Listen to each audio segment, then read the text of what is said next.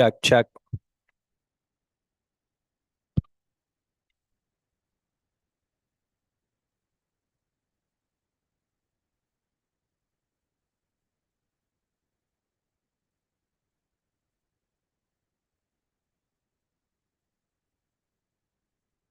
All right, welcome to Binghamton City Council business meeting. Today is Wednesday, April 9th. We'll call the meeting to order at 6:03. Please stand for the Pledge of Allegiance.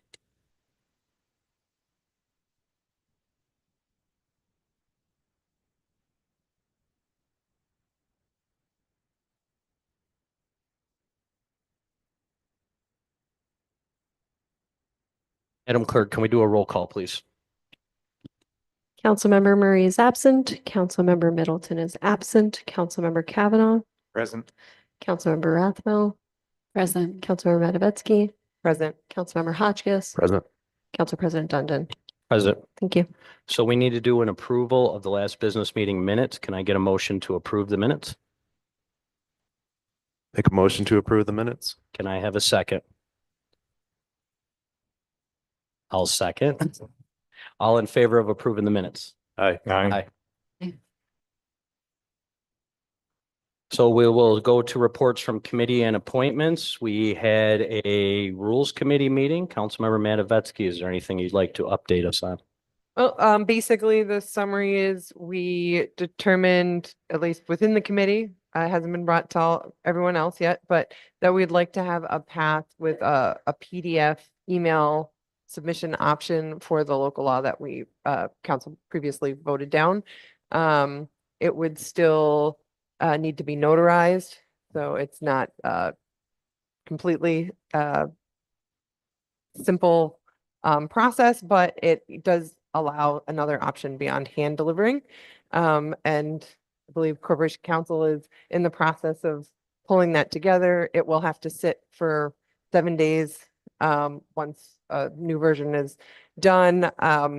Based on my discussions with President Dundon, basically that's the only change from what the public has already seen, that we can just move towards, rather than bringing it back to a work session, unless people want to give me feedback or give our president feedback, that we can just go through the sign out process to advance it, because that's the only tweak to it. We gave general code updates. The payment's been made to general code, so hopefully we will have something exciting coming soon. And we started a discussion on creating our rules book. That's it. Councilmember Kavanaugh, anything you'd like to report on COD? No, and the BLDC meeting was canceled. And we had a finance committee meeting, but I'll address that when we get to the first item on the legislative agenda. Does anybody else have any committee meetings that I may have missed that needs to be discussed on the floor? I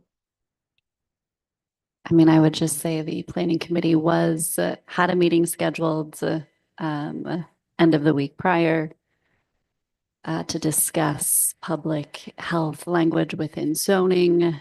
That has yet to be rescheduled, but we are scheduling a meeting for next Tuesday, time TBD, to discuss RL 2553 proactive code.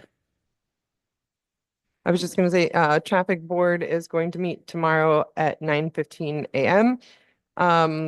Councilman Kavanaugh brought to everyone's attention that previous councils, and including us, not getting that information, not getting it passed down from group to group, kind of have abdicated their role in the traffic board process. So we're going to see some changes with more information coming and more kind of formal engagement in a process.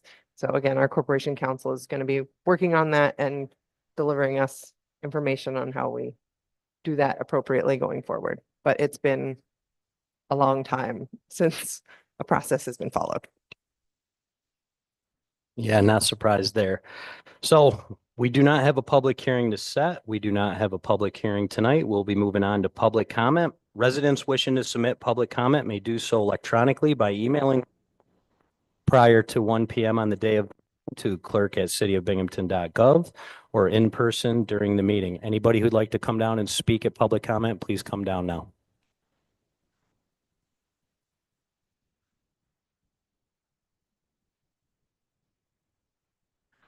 Hey, please state your, if you live or work in the city of Binghamton. My name is Elaine. I do not work, but I do live in Binghamton. Much better than I was doing, but hoping for better results. The first two good news I have to share, I know we'll go to the internet. The first one is we get those tariffs removed. 9 federal judges, all of them from Supreme Court, told Trump, end all those tariffs right now. He ended all but the one against China. They'll teach them one way or another. And then the other one, he has put all those federal workers back to their jobs. He's not allowed to fire somebody from their job just because they're not voting down government. It's not slimming down government. We worked hard on agencies. It took us a lot to build it up. People he fired were CIA agents, FBI agents, war vets, and all those tactical teams connected to them. You can't do something like that. That's like throwing a time bomb through our Pentagon. He threatened our national security right there. We need better laws put in place to protect our workers on government level, whether it's city, county, state, or federal. We need better laws to protect them with. And I'm glad they took care of that. I'm glad they got after him about that. They told him no more deportations. He isn't allowed to send out people just to deport them either. So they I have a feeling they're going to get the migrants back, dead or alive, from El Salvador. I fear we'll get most of them back dead because that's a terrible prison to send them to. And they were Venezuelans. They shouldn't have been sent to El Salvador. That made no sense. And they were in this country legal, and that can be proven. So I'm hoping we get that where we can have them back alive at least. And the other issues I wanted to bring up, which are still needing to be addressed, the housing situation, because there's too many people that are homeless that didn't deserve it. They're stuck living in a motel unless they can't afford the motel with their children. My heart goes out to them. Also, we need to deal with the climate crisis. We don't know when it's going to be cold. We don't know when it's going to be hot. We have a lot to think about how to deal with the climate crisis. And I don't know if we're even going to come up with a solution for that. It's gone throughout the country.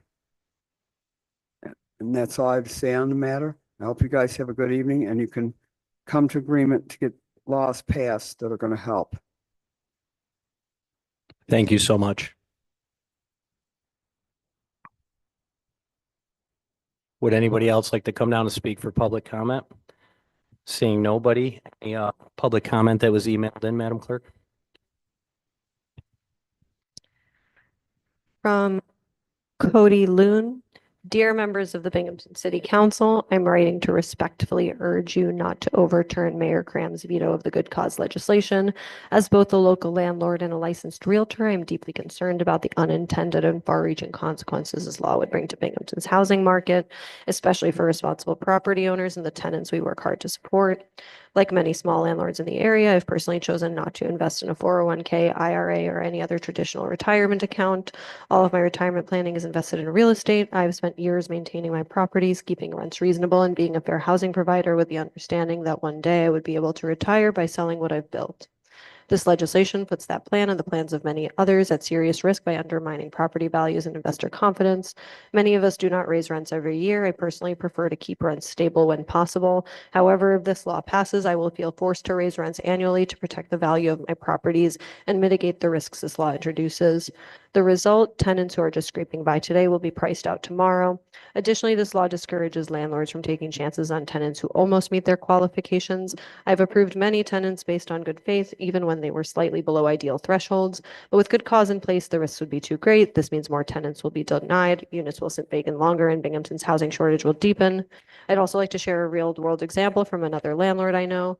A couple moved into one of their apartment complexes and within just a month began screaming at each other almost nightly around 2 a.m. time. Now, multiple other tenants in the building have said they are planning to leave because of the constant disruption. Under current law, holdover eviction gives that landlord the ability to address the situation and maintain peace in the building, but under good cause, even with police reports, tenant complaints, and solid evidence, removing a disruptive tenant becomes nearly impossible, putting the stability of an entire building at risk. I've also heard the city is considering annual code inspections. While well-intentioned, these proposals often overlook the fact that tenants are sometimes the source of violations.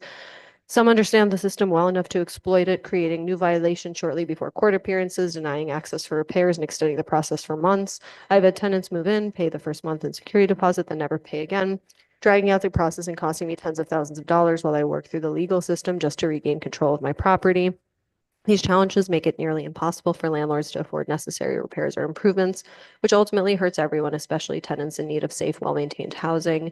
If the goal is to protect tenants from displacement during property sales, a more balanced solution would be to offer tenants the first right of refusal to purchase their home at a fair market value, with a 30-day window to decide. That promotes tenant stability and home ownership without creating burdens that drive small landlords out of the market entirely.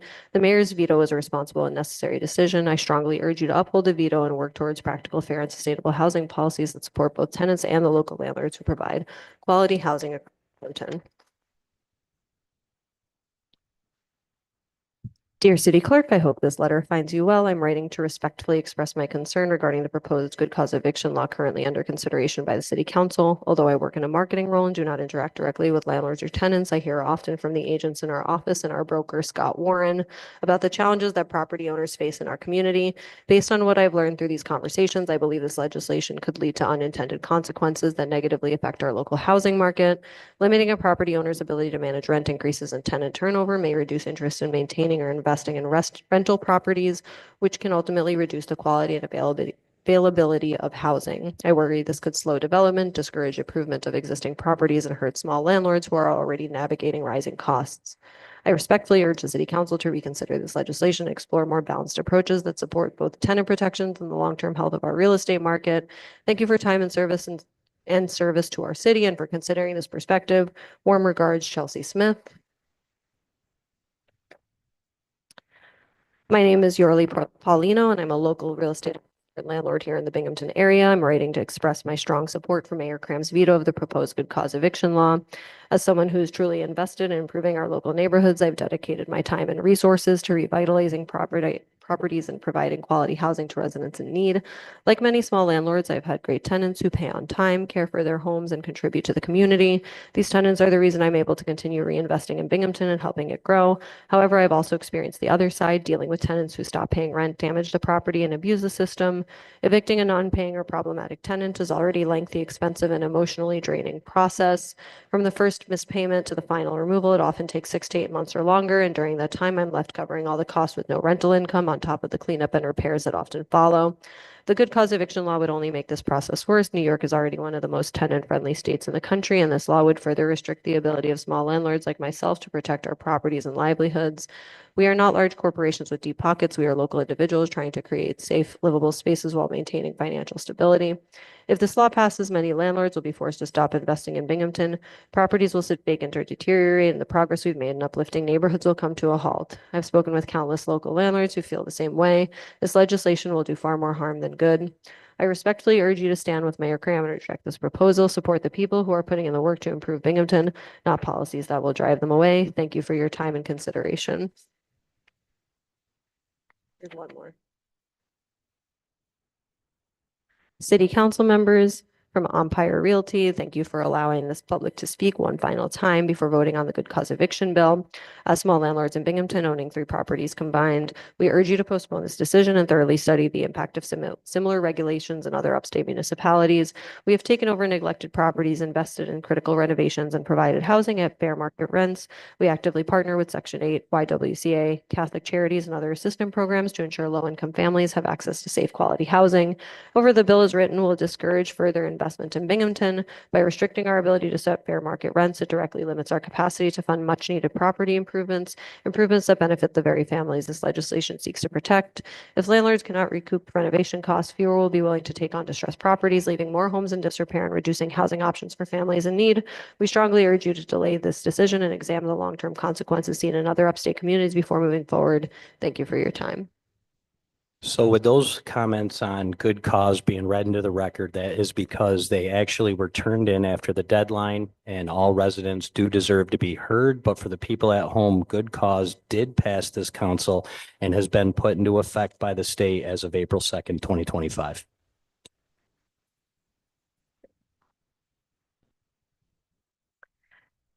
Dear Councilwoman Keenan Middleton, I hope this letter finds you well. I'm writing on behalf of the residents of Matthew Street to express our strong opposition to the proposed sale of the vacant plot of land located at 191 Matthew Street. We understand that there are plans to sell this property for housing development, but we as a neighborhood strongly believe that this land should be preserved as a green space for the benefit of current and future generations. We fought to have the old apartment complex demolished on this property due to very unsafe conditions and squatting in the building. We were very pleased as residents when the City of Binghamton finally demolished it.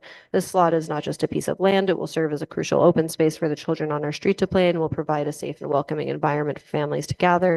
In an increasingly urbanized world, spaces like this are becoming scarce, and it is vital that we protect these areas for the well-being of our West Side neighborhood and the City of Binghamton. We would like to propose an alternative to the sale of this land, allow the residents of our street, Matthews, to purchase the lot so that we can maintain it as a green space for recreational use. By doing so, we can ensure that this area continues to provide benefits to our children and families. Additionally, keeping the lot as green space will preserve the safety and serenity of our street, which is crucial in maintaining the quality of life for the residents on Matthew Street while maintaining the value of our homes. The preservation on this lot would contribute to a more vibrant, healthy, and connected neighborhood, providing a much-needed space for physical activity, relaxation, and social interaction. We kindly ask that the city reconsider its decision to sell the land and allow the residents to come together to purchase it and protect it for future generations. We are happy to engage in further discussions or provide any additional information to support our proposal. We hope that you will consider our request and work with us to find a solution that best serves the interests of our community. Thank you for your time and attention to this important matter. We look forward to hearing from you soon. Sincerely, Aaron Vasquez.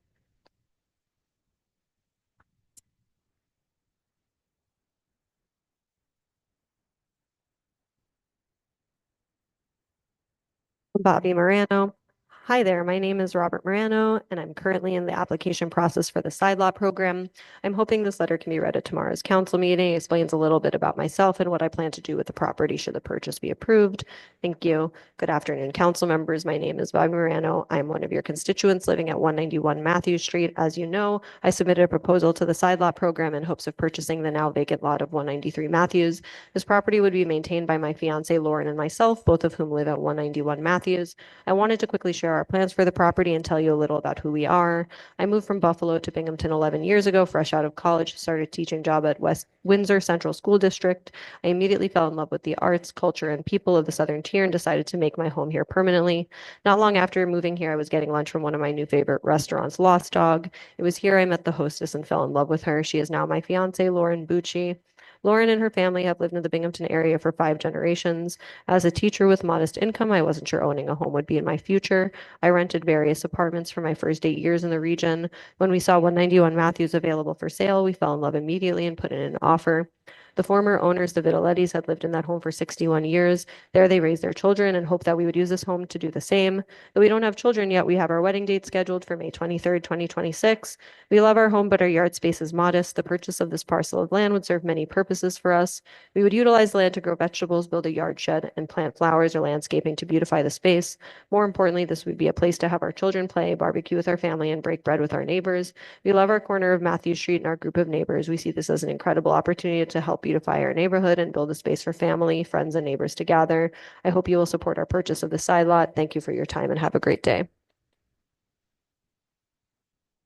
Is that the end of the public comment? All right, so we'll be closing public comment. We have no mayoral veto to review, no second read legislation, so we'll move on to first read legislation. Introductory ordinance 025-10, that's considered finance, and I'll Member Kavanaugh. I'd like to motion to pass 025-10, an ordinance to amend the 2024 parking ramps budget for over budget line items. I have a motion. Do I have a second? Second. A motion and a second. Discussion. So this has been floating around for a couple of months.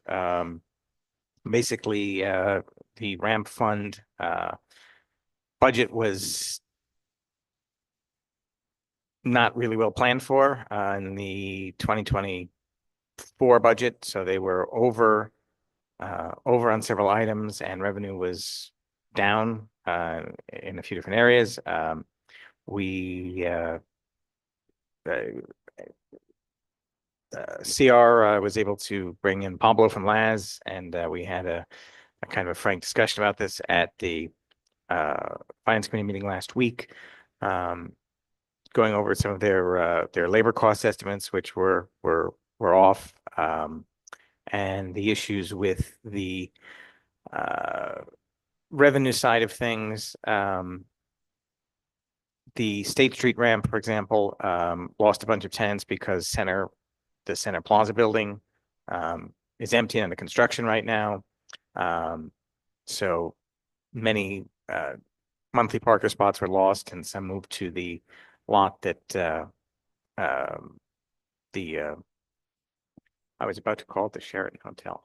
The DoubleTree is renting spots in now, and then we're trying to boost now monthly parking and use at the New Water Street lots. There's a lot of transitions going on.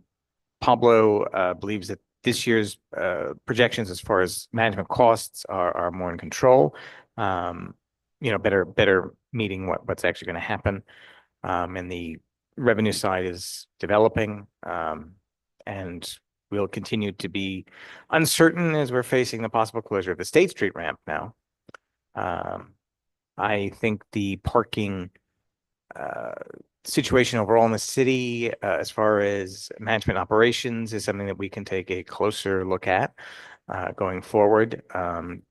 Possibly looking at updating the contract with LADS or putting it out to bid. And they're open to that. There are many municipalities where they just run yearly contracts essentially and kind of reevaluate them every year. Ours has been very long-standing. But anyway, all of that said, and all of that still in kind of process, we should probably still pay our bill from last year. And that's what this is doing. It's moving money around in the parking fund to cover those shortfalls in the management budget. If there's any specific questions, I can. I don't Trying have to address them. questions. I was out of town last week, so not able to attend the Finance Committee meeting. Oh, it's riveting if you want to watch. Well, I think more what I wasn't able to represent that I'm happy to share now is I understand that the comptroller is new to this position, catching up in terms of what has repeatedly and consistently ad nauseum been called poor planning in terms of the persistent over budget and adjustments that we've been asked to make.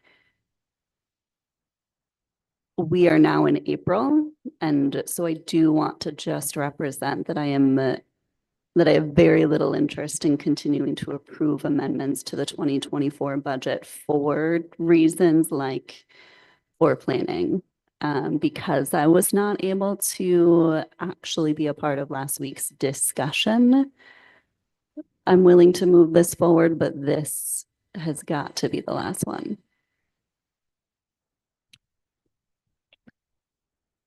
I think we've been relatively clear in our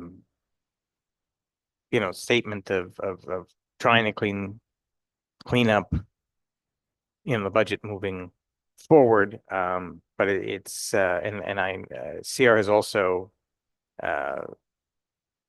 put the kibosh basically as far as all the departments go on anymore. He's closing the 2024 books.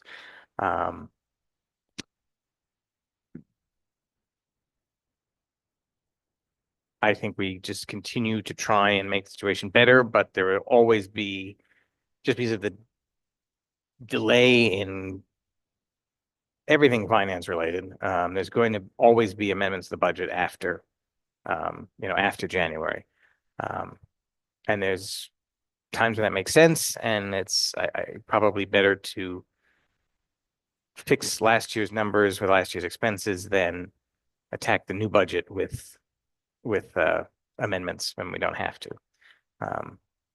But again, in this particular one, I was the one that put the stop on the on the on the actual paying of this bill. So that's on me. Because it came down, I think, late January, early February. So to spend some time digging into parking and digging into what Laz is doing. But as a general principle, I certainly agree with you.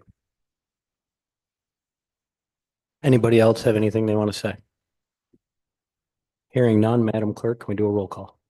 Councilmember Rathwell, Aye. Councilmember, Aye. Councilmember Hotchkiss, Aye. Councilmember Kavanaugh. Aye. Councilmembers Murray and Middleton are absent. Council President Dundon. Aye. Thank you. That's 5-0. Moving on to introductory to ordinance 025-12, considered in planning, and I'll hand it over to Councilmember Rathmel. Thank you, President Dundon. I'd like to make a motion to adopt introductory ordinance 2512, an ordinance to amend the code of the City of Binghamton, Chapter 410 in zoning to clarify and correct text. I have a motion. Do I Second. hear a second? Discussion.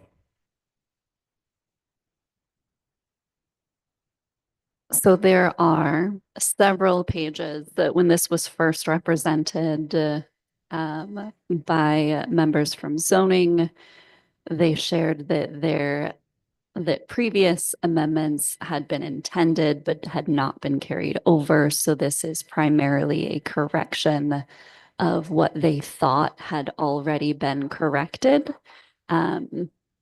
There was some discussion about a few of the definitions, nothing significantly impactful or meaningful, at least in my opinion. So my understanding is this was changed previously and approved, but not officially enacted. And so this should correct that measure. Does anybody else have any comments? Hearing none, Madam Clerk, can we do a roll call? Councilmember Rathmel, Aye. Councilmember Matavetsky, Aye. Councilmember Hotchkiss. Aye. Councilmember Kavanaugh. Aye. Councilmembers Middleton and Murray are absent. Council President Dundon. Aye. Thank you. That's 5-0. Moving on to introductory ordinance 025-33, considered in finance, and I'll hand it over to Councilmember Kavanaugh. I'd like to motion to pass 025-33, an ordinance to amend the 2025 general and capital fund budgets for firefighter equipment. Having a motion, do I have a And- second? Discussion. We covered this at the work session relatively in a lot of detail. This is the turn equipment for the new firefighters. Essentially it. And also we also had, if anyone wants to really look back, we had Chief Gardner in last year discussing turn equipment and increased costs and the various vendors and details and the elaborateness of multi sets of gear and things, if somebody wants to look back about a year. But it's all new turnout equipment. Anyone else have any comments? Hearing none, Madam Clerk, can we do a roll call? Councilmember Rathmel, Aye. Councilmember Matavetsky, Aye. Councilmember Hotchkiss. Aye. Councilmember Kavanaugh. Aye. Councilmembers Murray and Middleton are absent. Council President Dundon. Aye. Thank you. That's 5-0. Moving on to introductory ordinance 025-34, considered in finance, and I'll hand it over to Councilmember Kavanaugh. I'd like to motion to pass 025-34, an ordinance to amend the 2024 general fund budget for police and fire retirement payments.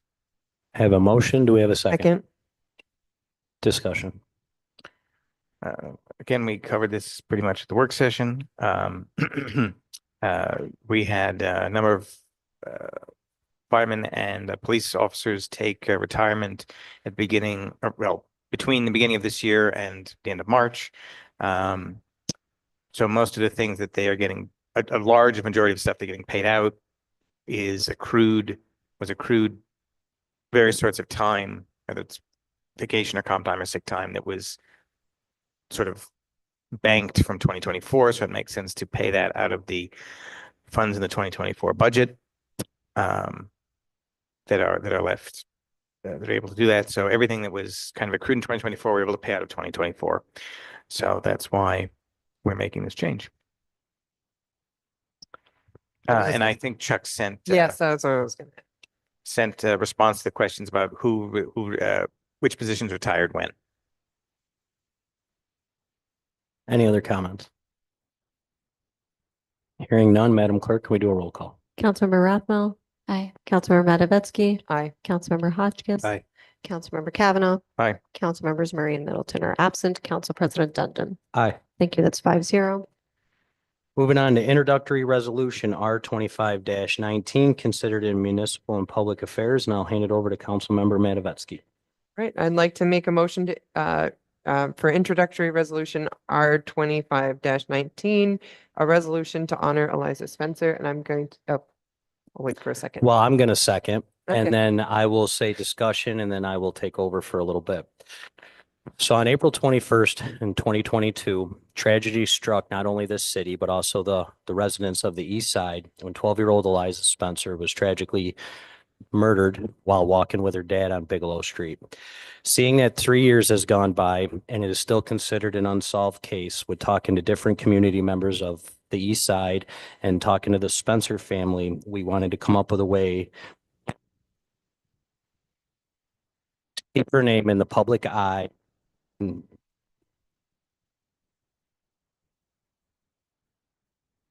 That's not why I paused, but thank you. To keep her name in the public eye and to make sure that she is not forgotten. And like all kids who grew up on the east side, whether it was me, Eliza, or my kids, Fairview Park is where they all have played and grown up in. It's swam in. So it only seemed right to me to get this going, to rename the pool and the pool house to the Eliza Spencer Memorial Pool. We're going to put a plaque up, and I'm in the works of having a mural done this summer. With the way our weather's been changing, to try to pull that off in April or May, I think will be a bad idea. But I talked to the family in favor of this idea. I think it's something that's needed to not forget the memory of this little girl whose life was taken so.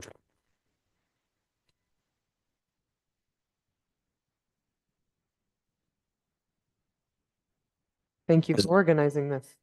Yeah. Does anybody else have any other comments?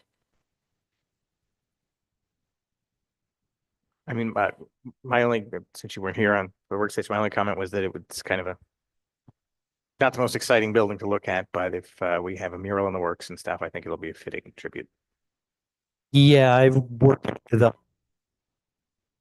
I can't off the top of my head, but he painted the whole skate park with kids from BOCES, volunteers, purple in honor of Eliza, and worked on the Cheryl Lindsay mural. So I'm thinking with him and the way, at least in my district and my community on the east side, to work on this won't be hard to find. Yeah, let's have.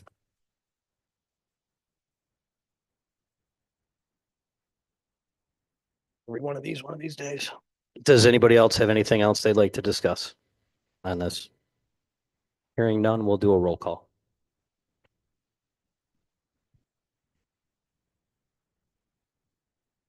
Councilmember Rathmel, Aye. Councilmember Matavetsky. Aye. Councilmember Hotchkiss. Aye. Councilmember Kavanaugh. Aye. Councilmembers Murray and Middleton are absent. Council President Dundon. Absolutely. Thank you. That is 5-0. Moving on to introductory resolution R 25-20, considered in public works, and I'll hand it over to Councilmember Hotchkiss. Make a motion to adopt introductory resolution R 25-20.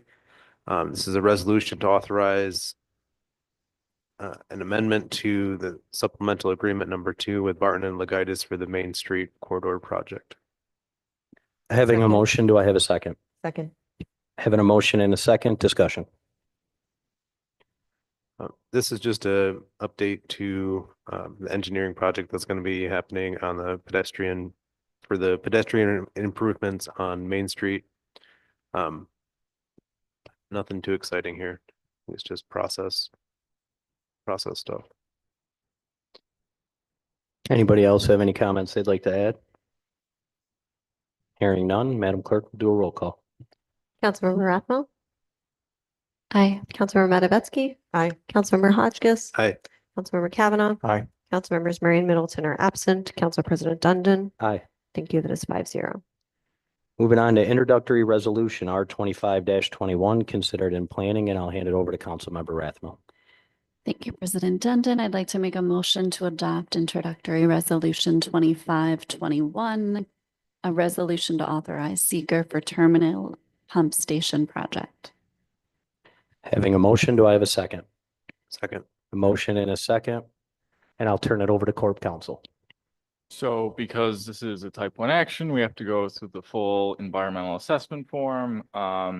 We already reviewed part 1 when this came before at the work session, not this past work session, but the one previous. So we're going to quickly go through part 3 before we move forward with adoption. So we'll just kind of run through them quickly and highlight the items where there could be a moderate to large impact, and we will address why those aren't really an issue. So under the first section on impact to land, there was a moderate to large impact may occur flagged for the proposed action may involve construction that continues for more than 1 year in multiple phases. Portions or small impact.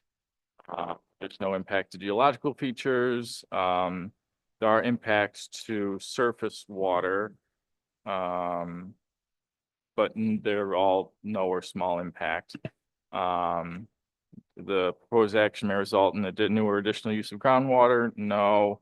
Number 5, impact to flooding. Yes, specifically development within the 100-year floodplain, as well as development within the 500-year floodplain. Both of those are marked as having moderate to large impacts. And then for all of the rest of the items, no or small impact is marked, or there's no impact at all. Through part 3 to address the items where there was a moderate to large impact, we have the following. So construction will last for up to 15 months. However, the period for construction of soil disturbances is not planned to exceed 1 year.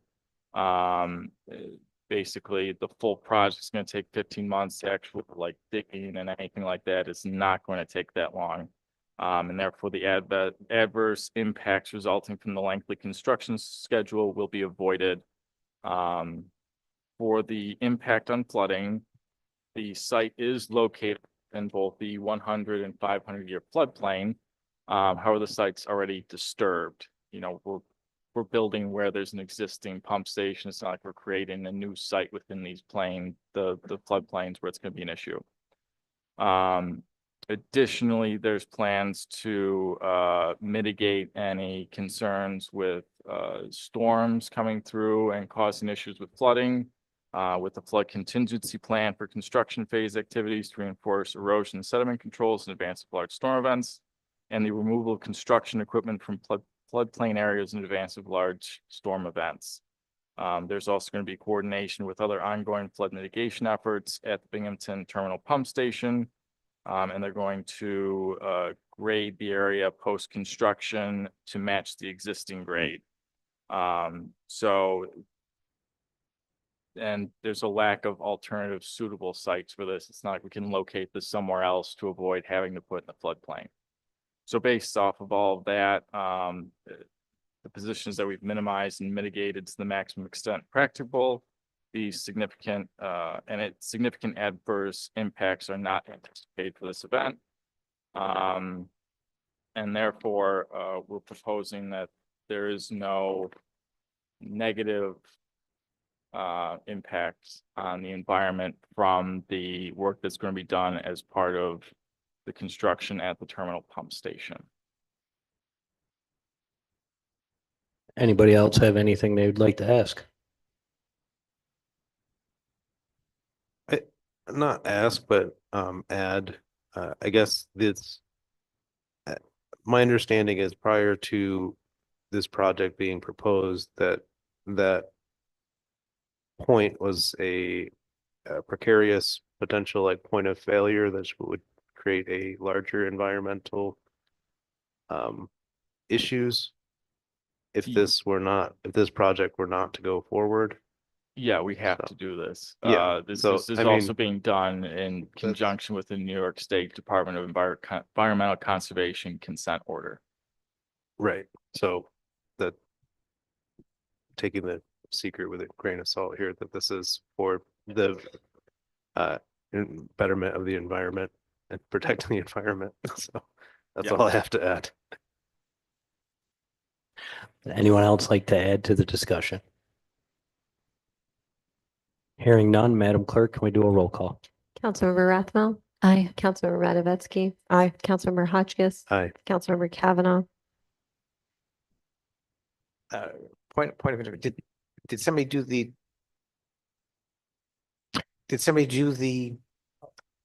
motion for negative declaration? Like, It's all in here. it's okay, all right. Yep. As long as we read the chapter and verse, whatever we're supposed to, okay. Aye. Council President Dundon. Aye. Thank you. That is 5-0. Moving on to introductory resolution R 25-22, considered in Public Works, and I'll hand it over to Councilmember Hotchkiss. Make a motion to adopt introductory resolution R 25-22. This is a resolution to authorize a no-cost amendment for the terminal pumping station. Having a motion, do I have a second? Second. Having a motion and a second, discussion. Same topic. I think we just had to make a small update to the agreement. I actually wasn't here, but I think this was put on the agenda on Monday, right? It was, and I think all that was primarily represented is that there's no cost associated with the amendment. For the first year, and then it would be, right? Let me see if I can find my notes on it.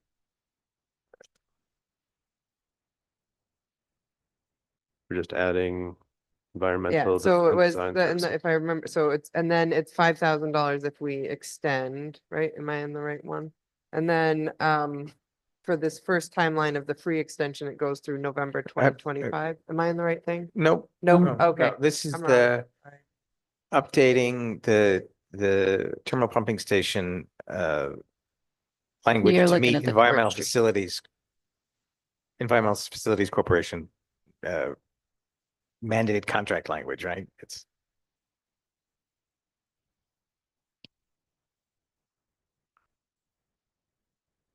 Yes, it's the addition of the New York State Environmental Facilities Corporation mandatory state revolving fund equivalency project terms and conditions.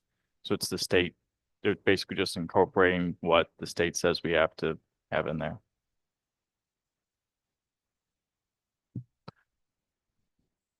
No other discussion? Madam Clerk, can we do a roll call? Councilmember Rathmel, Aye. Councilmember Matavetsky, Councilmember Hotchkiss, Aye. Councilmember Kavanaugh, Councilmembers Murray and Middleton are absent. Council President Dundon. Aye. Thank you. That is 5-0. So we'll move on to communications from council. I will start tonight with Councilmember Hotchkiss. Thank you, Council President. The only thing I have right now, that I think is relevant is the good cause eviction effective date is 4/4/2/2025. So April 2nd. Found the notice and the file. It had been filed with the state. So a number of people had reached out and asked about that. So if you're watching, that's the effective date. That's all I have. Thank you. Councilmember Matavetsky. Great. Thank you to the Binghamton Fire Department and to the homeowner on Bayless who had a fire, and everyone jumped into action, prevented the neighborhood from having additional impact. So thank you to everyone there. Restaurant Week is going on. Thank you to Councilman Kavanaugh for coming out over to the south side. Two venues in Southside Binghamton are participating, Spice of India and South City Pub and Grill. And we've got the Ross Park Extravaganza coming up April 18th through the 19th, 2025. Yay. Discovery Center also has its own extravaganza called Hippity Hop Extravaganza, and that's on April 12th. PAL registration is open On the south side, the bus stops for the camp, which is free. You can get 1 week free if you register. The pickups are at Ross Park, Benjamin Franklin, St. John's, and Great Beginnings. And I have a Greenway cleanup on April 25th. And we also have a Southside Neighborhood Assembly meeting on the 15th at 7 p.m. at MacArthur. And both, obviously, Councilwoman Rathmel and myself will be there, as will the mayor's office. Councilmember Rathmel, Nothing to share tonight. Councilmember Kavanaugh. I would just like to mention, I got a couple of interested parties for CDAC after between announcing it here and announcing it at our neighborhood meetings. But I will put out one more time if anyone else is interested. I'm still fielding inquiries and interest. Otherwise, I'll make an appointment before our next meeting. I don't have anything to report at this time, so I'm going to ask for a motion to adjourn. And a second. Second. All in favor?